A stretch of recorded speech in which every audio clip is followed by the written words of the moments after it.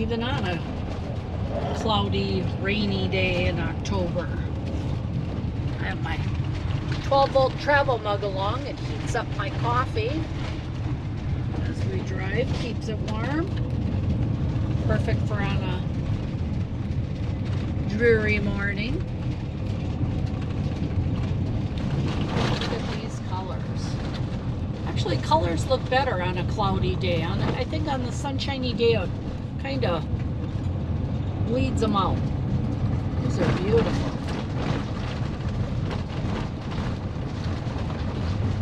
A couple little mud holes here.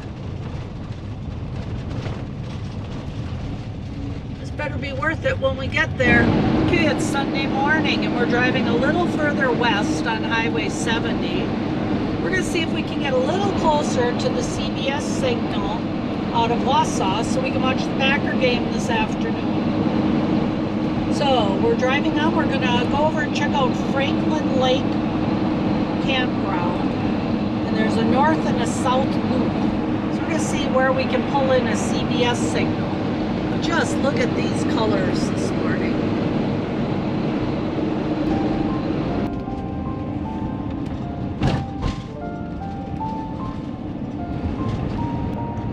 Comes a sign up ahead.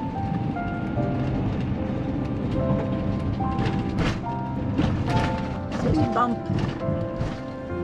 Camp and picnic grounds.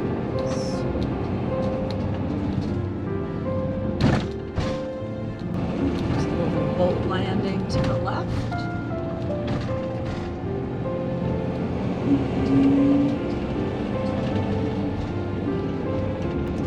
Beautiful lodge.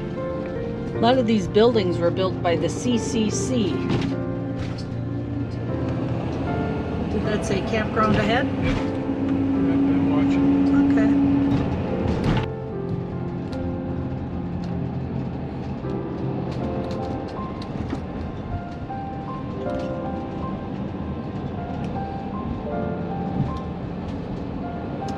Okay, I'm going to set the camera down now because we have to start looking at campsites and television signal. So we'll be back later, let you know whether or not we stayed here.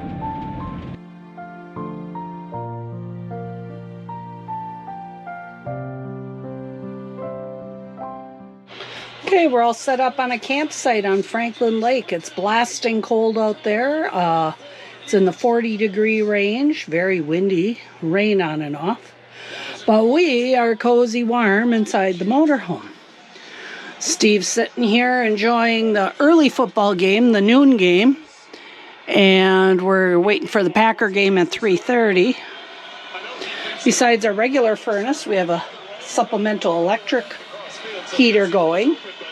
Nick, he says he smells something really good because I simmered up a pot of beef minestrone soup.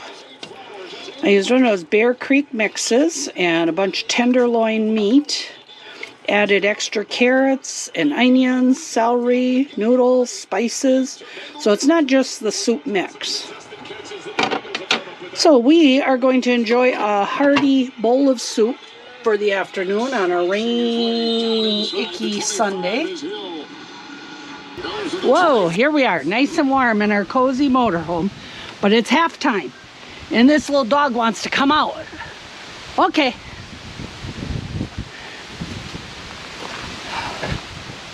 Woo, we're getting blown away. It's about, what, low 40s?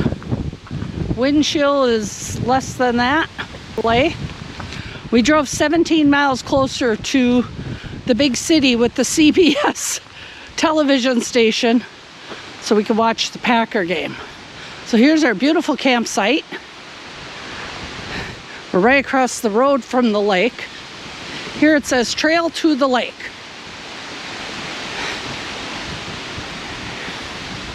And it's halftime right now, so we thought we'd come out and get the dog out.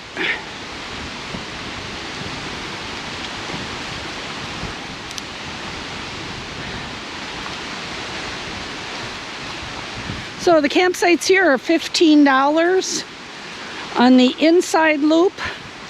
and $18 on the lake shore. But then we get half price with the America the Beautiful Senior Access Pass. So it's $7.50 for an electric campsite in this beautiful park.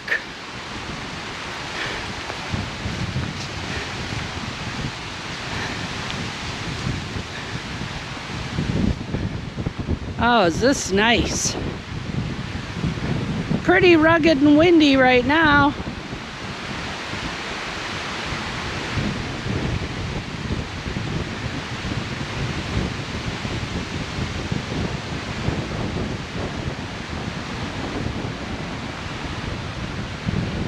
Woo!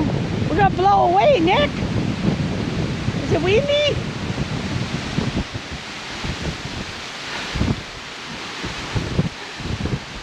We'll have to explore tomorrow when the wind dies down and this front blows through. Look at the nice little sandy beach areas right by the campsites. Good spot to come and dock your boat.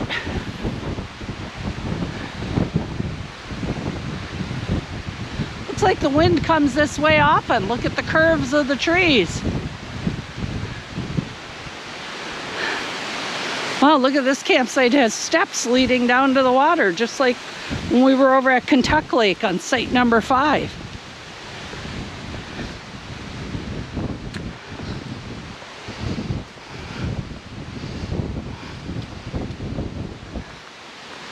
Pretty nice campsite. This one doesn't have electric though. It's in the outside edge of the loop.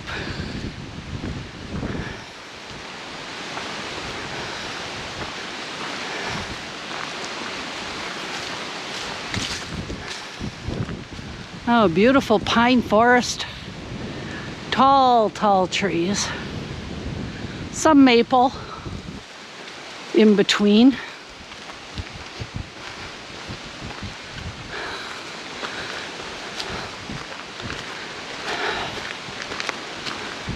Paved roads.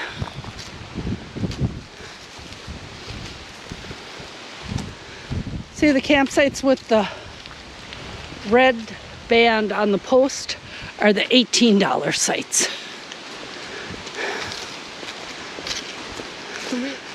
So a lot of the national forest and the state parks were made by teams of the CCC.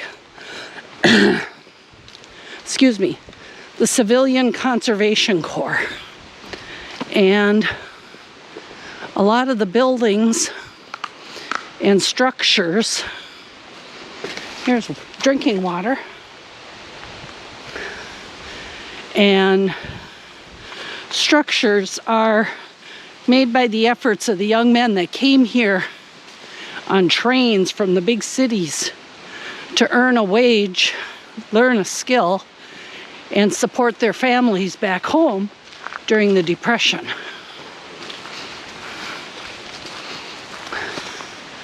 Look at this beautiful bathhouse.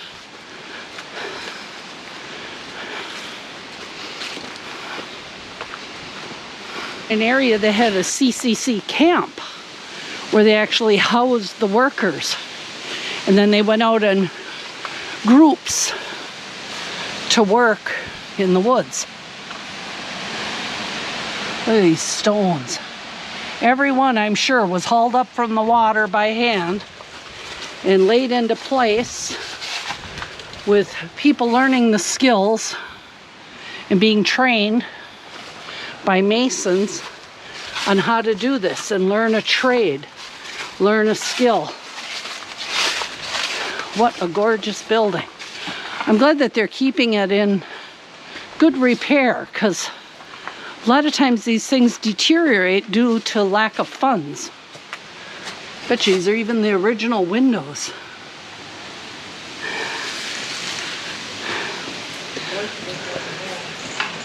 There we go. Wow, look at this building. These windows open up. It looks like tilting inwards from the top for proper ventilation. The building even smells old. Look at that workmanship up there with the logs. Pretty much thinking these logs were all hewn nearby and debarked and cut down and hauled over and pulled up by hardworking young men to make this building. Yeah, I know it's just a bathroom, but just think of all the guys that learned something. Look at this hardware. Oh my goodness. Is that beautiful? Wonder if they learned blacksmithing skills and made these hinges and door straps. Look at the old beaded glass.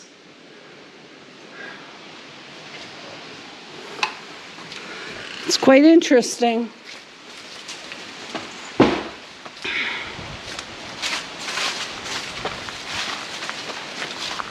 Here's some shelf fungi. I know I mentioned this in one of my other videos, but when these would grow out to a pretty good size, my mother used to saw them off a tree and she would sketch or paint on the underside. Sometimes when it's soft like this one, you can draw with your fingernail, see? She would use sticks or toothpicks and sketch beautiful scenes in them and then seal them with clear acrylic.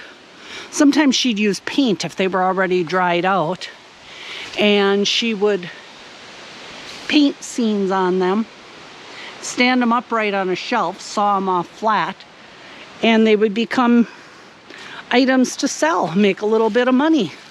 Helped out the family budget. So whenever I see shelf fungi, I think of my mom. Well, I think halftime's just about over. Packers are only trailing behind by what, about 6 points right now? But it's only halftime. They have a chance to get ahead. So we'll explore more of this park tomorrow, but for now, we're cozy and warm inside of our camper. We have the propane heater. We have the heat strips up in the, or heat pump actually it is, not heat strips. Heat pump up in the roof air conditioner. And we have little auxiliary electric heaters to keep down in the bay underneath to keep pipes from freezing if we get below 32 tonight.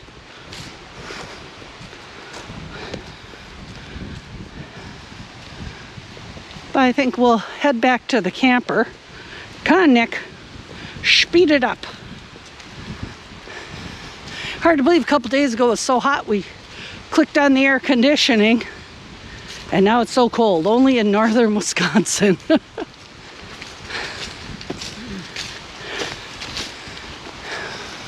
This is what happens when you go camping in the North Woods in October. You never know.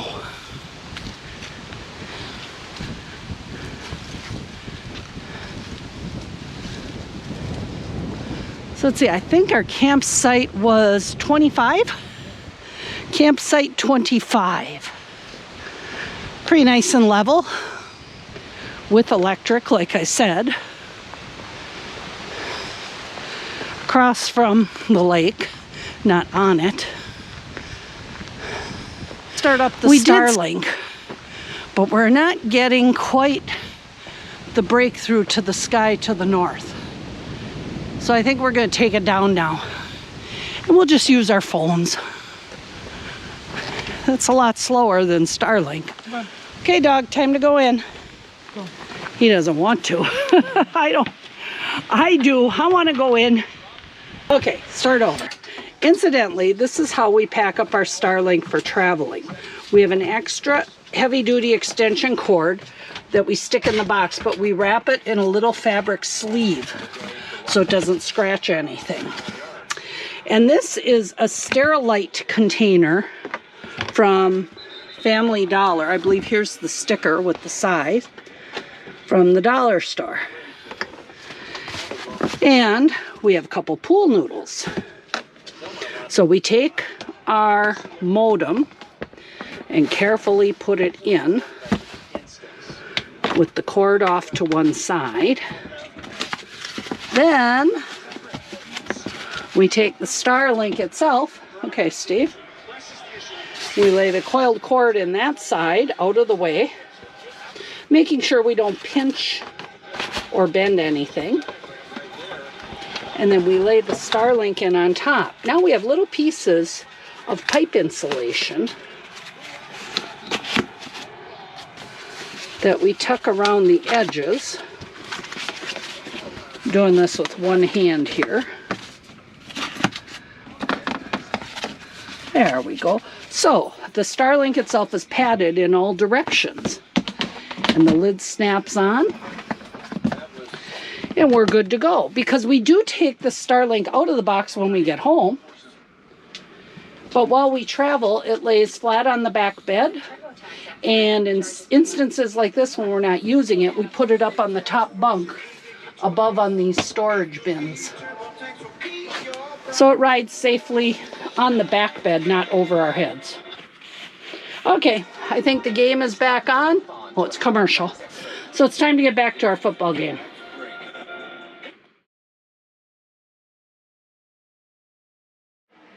It got down to 31 degrees last night here, which is a tad bit chilly, but we're all set up for that type of weather.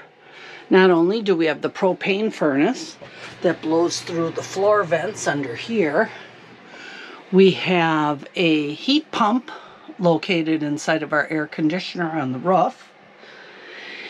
And we also keep a little auxiliary heater, electric, for on the floor by our feet. We have an extra one down in our water compartment if need be for the fresh water. And we also have tank heaters up here on our holding tanks that we have on tonight, or this morning, overnight. But our biggest hint we do when we have cold weather is we have REFLECTIX on all of our windows. That's very easy to just pull off in the morning. We have it up here on the skylight. Actually, there's two pieces up there. Look at that. And it's pretty easy. We take it off and roll it up in the morning and put it out of the way. And if at night we need it, we just set it back on. It makes a big difference for the heat loss through the single pane glass. Was it cold outside, Nick? Was it cold out there? Yes, it was. On your cold puppy nose and your cold puppy toes. Oh my goodness. We found that in our last motorhome we had dual pane windows. We really didn't need this type of thing. Now there is some moisture that accumulates behind the REFLECTIX, so we do take it off first thing in the morning, and we also run this little dehumidifier. Right now it's in the bathroom. We'll put it out here in the main area, and it helps take out the extra humidity, and in no time the windows will be clear. But this is how we're able to camp when the weather gets this cold, and we want to prevent our heat loss. Even this little vent for outside, it's amazing how much cold air you feel through this little vent. So, and another hint is when you cut all these to shape, you write on them. Let's see, I don't know if you can really see it with the reflection here, but you write on them which window they go to. So it's easier to put them back up again next time. Yep, even the little teeny ones we have for over the cab. And then they all roll up and get put into a cardboard box that we put in our storage compartment. So now that the dog's been out and we're taking down our REFLECTIX here, it's time to start up the oven. We're going to bake some blueberry muffins this morning. with our coffee. The coffee's done. This is a special coffee mug from my friend Juanita long ago, Starry Nights in Wisconsin. And Steve, who is retired from working at High Cliff State Park.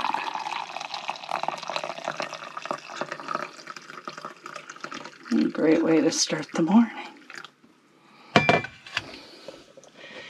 And in the oven, we have blueberry muffins baking. Boy, am I glad we changed out the 2-burner propane cooktop to a 3-burner cooktop with oven instead of just the microwave convection unit. It smells so good in here. What a beautiful, crisp October morning in the campground. We're going to go for a little walk, right, Nick? He needs to sniff. Hey, we're going this way.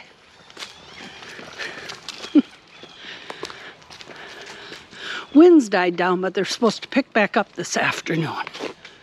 We're not sure if we're going to move on or stay here. We're figuring that out.